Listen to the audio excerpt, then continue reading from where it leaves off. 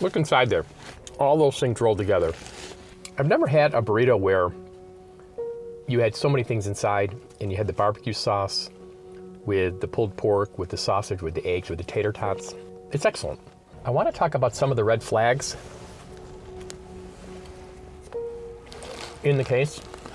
One, this car is allegedly blocking the sidewalk a block from school when presumably 100 kids are walking in that area to school. Nobody sees this red car blocking the sidewalk. Nobody sees these two young black men get out, one with a gun. Nobody sees this abduction of this girl in broad daylight, a block from the school. That's red flag number one. Number two is she doesn't run home. You think you would just run home, like walk away to your house and report it to your mom. She goes to school and talks to a security guard.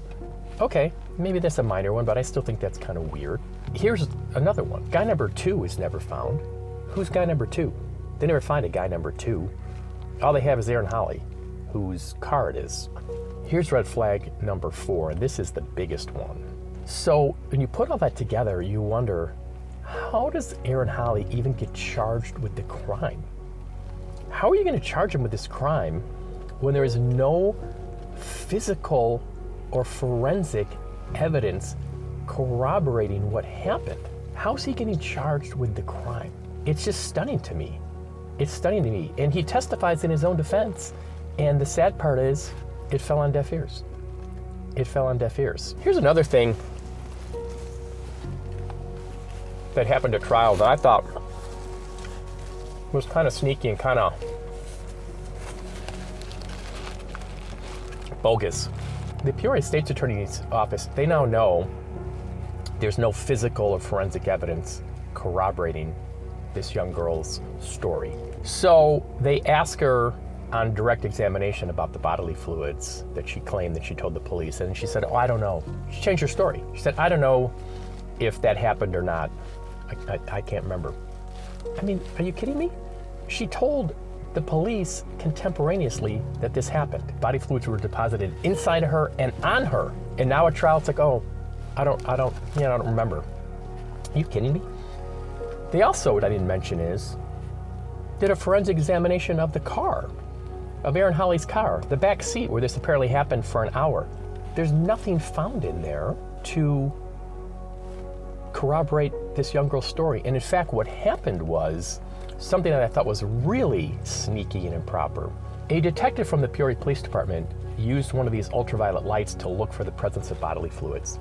There were some things that glowed under the light. They sent those to the Illinois State Police to test for the presence of a bodily fluid. And guess what? It wasn't. It was all negative. So you think that would be the end of the story? No.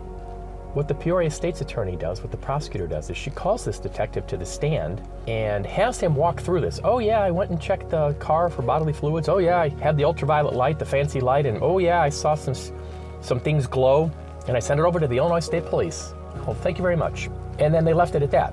To give the impression that bodily fluids were found in the backseat of the car, which they were not. They called that detective simply to give the impression that there had been physical evidence found in the car. And unfortunately, Aaron Holley's did such a poor job that he doesn't follow up on this in the cross-examination and just pound this and say, well, it came up negative, right?